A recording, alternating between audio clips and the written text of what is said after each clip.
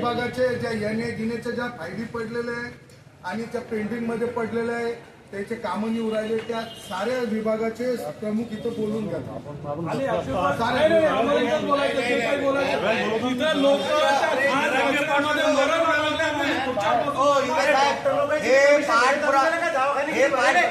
हे पाठपुरावा नाही पडण्याचा गेला तोंडी.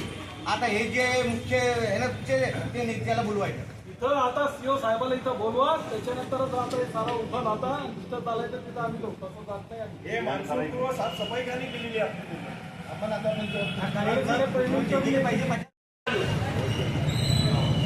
आरोग्य विभाग भ्रष्टाचारी आरोग्य विभाग दिलीप वो राजी महीने 15 दिन में एक बार निकली ना वो जो कचरा लगा मुर्गिया दबा इसको डाल देता दबा नाली में जाता वही कचरा कचरा 4 फुट में जा रहा है उसके बाद में सफाई करने का उसको बोलना पड़ता कि हमारे घर के सामने कचरा है किसी ने बोलना और दिलीप वो माझे 37 रुपये किलो कचरा उचलायचा दिलेला आहे.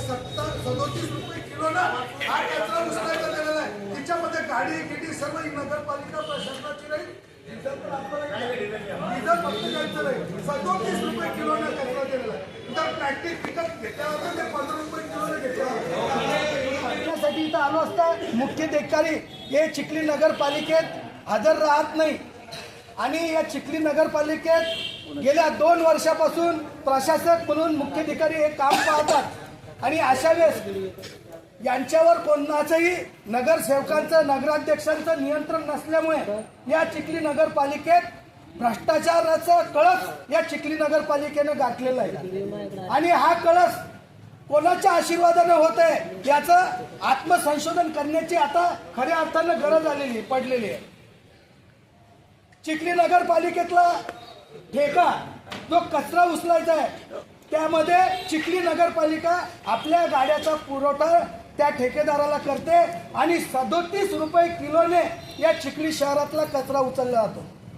जे गोरगरीब लोक प्लॅस्टिक गावात गोळा करतात आणि ते विकतात ते 15 रुपये किलोने घेतलं जातं आणि हा कचरा 37 रुपये किलोने आपली गाडी घेऊन ही नगरपालिका प्रशासन त्या ठेकेदाराकडून खरेदी करते. हा एवढा मोठा भ्रष्टाचार या चिखली नगरपालिकेत झालेला आहे.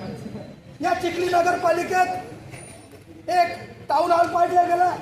त्या टाउन हॉलचा 20,000 स्क्वेअर फूटचं बांधकाम आहे आणि त्या 20,000 रुपये स्क्वेअर फूटचं काम 10.5 लाख कोटीचं हे नगरपालिका प्रशासन करत आहे. 10.5 कोटीचं काम हे नगरपालिका प्रशासन करत आहे. आपल्या शहरामध्ये चांगल्यात चांगलं बांधकाम केलं तर 1,500 रुपये स्क्वेअर फूटनं हा खर्च येतो. आपण असं गृहीत धरूया की 2,000 रुपये स्क्वेअर फूटनं काम केलं परंतु दुर्दैवाची गोष्ट आहे की हे 5,250 रुपये स्क्वेअर फूटनं हे काम ठेकेदाराला दिलेलं आहे. तिच्यामध्ये 40 ते 50-60% भ्रष्टाचार या कामामध्ये झालेला आहे.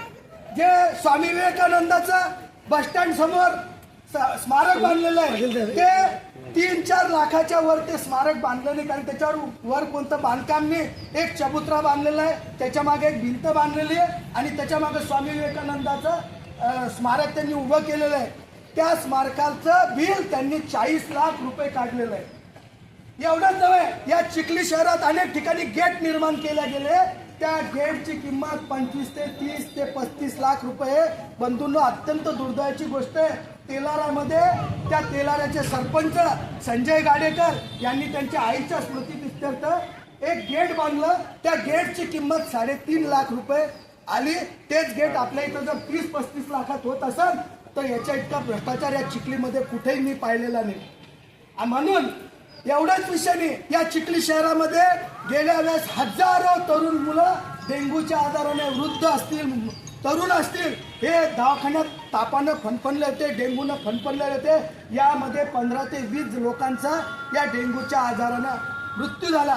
परंतु फक्त या चिखली शहरात कामं आणून त्या कामातून कमिशन कसं मिळतं याकडे प्रशासनाचं लक्ष आहे. परंतु या डेंग्यूच्या बिमारीनं अनेक लोक आजारी पडत आहे. या चिखली नगरपालिकेत सर्वजण नगरपालिकेत आपण टॅक्स भरतो आणि त्या टॅक्समध्ये तुमच्याकडे वृक्ष कर घेतला जातो, आरोग्य कर घेतला जातो आणि हे सर्व घेत असताना नगरपालिकेचं म्युन्सिपल ऍक्ट 1965 मध्ये नगरपालिकेचे कर्तव्य सुद्धा नगरपालिकेनं दिलेलं आहे की या शहराची साफसफाई नगरपालिकेनं केली पाहिजे, कचरा उचलला पाहिजे, दिवाबत्ती केली पाहिजे, पाणी पुरवठा केला पाहिजे आणि जेव्हा जेव्हा कोणत्याही महामारी आल्या असतील तिचा पुढाकार घेऊन नगरपालिकेनं त्या लोकांचं जीवन वाचवलं पाहिजे.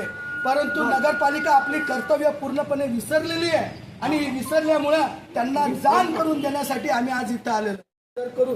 जर मुख्याधिकारी जर यानंतर हजर नसले तर त्याचे गंभीर परिणाम तुम्हाला भोगावे लागतील. त्यासाठी आम्हाला जेलमध्ये जायचं काम पडलं तरी चालेल. आमची त्यासाठी मानसिक तयारी. तुम्ही याच्या अगोदर माझे आंदोलनं पाहिले असतील. आम्ही तोडफोड केलेलं खूप केसेस आहे. आम्हाला त्या नवीन केसेस